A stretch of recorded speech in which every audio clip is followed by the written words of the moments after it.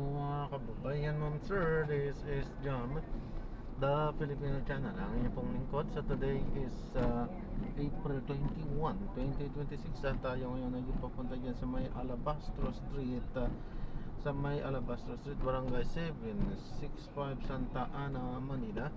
At dadalhin po natin yan sa may Rostans Shangri-La Plaza, sa may EDSA corner po yan ng Shaw Boulevard, Wakmak, Green Hills, Mandaluyong. High traffic. Okay po, magbabalik po tayo mamayang onte po pag nakuha na po natin sila. Disclaimer lamang po ang content po natin ni kalsada at hindi ang passenger. Kaya naman sakaliman po na may marinig kayong mga pangalan ng lugar, pangalan ng tao, pangalan ng organizations, government o private man yan, ay wala pong kinalaman ng channel na ito at wala pong pinapatungkulan. Lahat po ng pinag-uusapan dito ay bawal dito lamang po yan sa loob at wala pong pinapatungkulan sa labas. Magbabalik po tayo mamayang onte pag nakuha na po natin sila.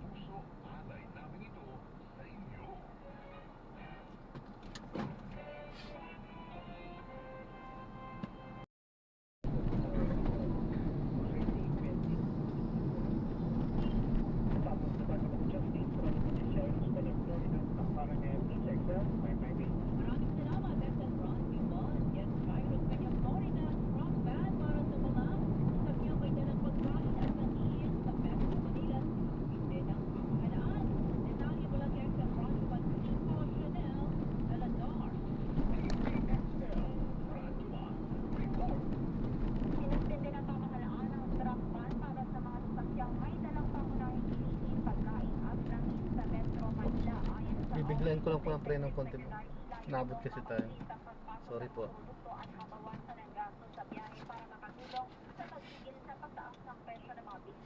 Para naman sa mga truck na hindi kasama sa exemption, ipatutupad ang Unified Transpan mula alas 6 hanggang alas 9 ng umaga at alas 4 hanggang alas 8 ng gabi. Libre rin na isang buwan ng toll fee para sa mga DA-accredited trucks. Tinigyan si Senator JBM, ito malalaman pa ipusigang mabuti ang dating Congressman Salvo. In mo sa pagkakahuli kay Ko, ay dapat nabutiyasan ito na gusto kung malaman kung paano nagsimula ang scheme ng kaliwalian sa flood control project at sino pa ang mga katapon nito. Karapat lamang din na mabusisi na gusto si Conan sa laman area ay naglabas ito noon ng video at inilahad ang mga nalalaman tungkol sa flood control staff. Umaasa ang senador sa patuloy na kooperasyon ito sa investigasyon upang matungkol. Ang pinakamahalaga ito ay ang pagpapabaw ng parusa sa mga sangkot at ang pagbabalit sa ninakaw na pondo sa bayan. Naniniwala si Edwin na sa ganitong paraan lamang may babalik ang gobyerno ang tiwala ng publiko at para makausap na rin ang bansa. Kasama mo sa Senado Raniman sa East, Juan de Bacam, nag-arm and DZXL 558. Aming salamat at best happy birthday yan kay Edwin Robinson sa East Juan de Bacam. Isama natin ang ating kaibigan from Manila Walker, Sir Jerry Sevilla, ang kanilang tagapagsalita. Sir Jerry, magandang mainit na hapon. Hello, Jeff. Magandang hapon sa iyo. Magandang hapon sa lahat mga makikinig sa iyong programa. Good afternoon po. Mainit na Ayun yan. hapon. Sobra. Nakakailangan ito na ay wala. Hindi rin Oo, mainit. sobra. Pero sir, kamusta po nakikita ang Manila Walker sa birthday, no? I think last week was easy, pero may ginawa niyo kasi kalikangan na lalagyan ng water. Actually, hindi siya na Mesa Eco Park. Hindi siya na Mesa Nature Reserve, no? So, ano yan, last Saturday, April 18, no, in celebration of Earth Day, nagkaroon tayo ng lakbay kalikangan na tawag natin, no? So, nagkaroon tayo ng hiking at saka yoga doon sa, ano, sa La Mesa Nature Reserve. Oo, successful naman, maraming nagpunta, maraming nakisa dun sa ating Earth Day celebration. Talagang hindi pa tatawaran ng Manila Walker, no? Pagdating sa kanyang birthday talaga, laging meron kayong mga programa, Sir Jerry. Oo, hindi kasi siguro talagang ano tayo, advocate talaga tayo ng environmental protection kasi napakahalaga ng environment para ma-deliver natin yung mission natin na makapag-serve at makapagbili ng tubig dun sa ating mga customers dito sa East Zone. Correct. And speaking of East Zone, sir, may mga ilan ba tayong announcement na sa water advisory, Sir Jerry? Kahit ilan lang. Oo. Sige, yung ating complete na advisory, no, yung mga ating maintenance activities mula April 21 to April 30, nakapasigil na po yan doon sa ating Facebook at X account, no. Pero yung mamayang gabi lang, Jen, no, magmula alas 6 ng gabi hanggang alas 4 bukas ng madaling araw, magkakaroon po ng maintenance activities ang Manila Water dito po sa Cainta, kaya po affected ang part ng Barangay Isidro. Dito naman po sa Antipolo, bahagi po ng Barangay San Luis at Mambogan, no? Dito sa Rodriguez, affected po ang Barangay Manggahan, Geronimo, San Rafael at Malite. Dito naman po sa Taguig, sa Barangay Central Signal at South Signal. At sa Makati po, no? Dead air, mamayang gabi po, 10 a.m. at 10 p.m. to 4 a.m. So, ngayon pa lang medyo handa na po kayo, no? Mag-isip po kayo ng tubig na gagamitin ninyo mula alas 6 mamayang gabi hanggang bukas alas 4 ng madaling araw. Talagang kailangan natin mag-support tubig, di ba? Oo, lalo na ngayon, sobrang init talaga. May init, oo. Yes, Sir Jerry, kasi na po ang hotlines natin and again, paalala po sa ating mga nakikinig at nanonood, especially po from Manila Water, para po sa ganitong panahon na summer at makakag-init yan. Sir Jerry. Opo, na 24/7 po bukas yung ating consumer desk hotline 1627. Ulitin ko po 1627. Maaari din po kayo magpadala ng mensahe sa ating mga social media platforms, yung pong Facebook, no? Hello, At Sister website na po yung Manila Water. Meron din po tayong email, no? Ayan, na-drop na natin sila. Maraming salamat po sa panonood. Hanggang sa muli po. Ingat. God bless.